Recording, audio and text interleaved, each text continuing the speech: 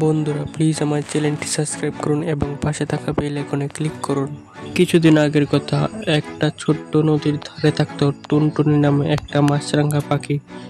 তার স্বপ্ন ছিল একদিন সে 7 রঙের পালক নিয়ে আকাশে উড়বে, সবাই তাকে দেখে হা করে তাকিয়ে থাকবে। বন্ধুরা হাসতো, বলতো ওইসব স্বপ্ন, মাছরাঙা তো সবসময় নীল হয়।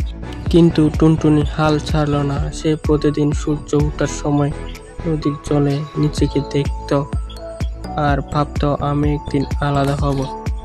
একদিন সে বুড়ো কচ্ছপের কাছে গেল, কচ্ছপকে বলল তার ইচ্ছার কথা।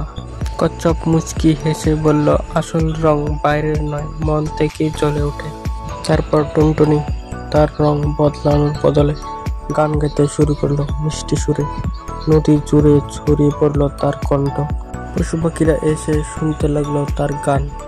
একদিন আকাশের এক রামধনু তাকে দেখে বলল, তোমার গানে এত রং আছে, আলোকের দরকার কি? টুনটুনি হাসলো এবং এখন সে জানতো স্বপ্ন দেখতে হয়, কিন্তু নিজের আসল গুণকে ভুলে নয়।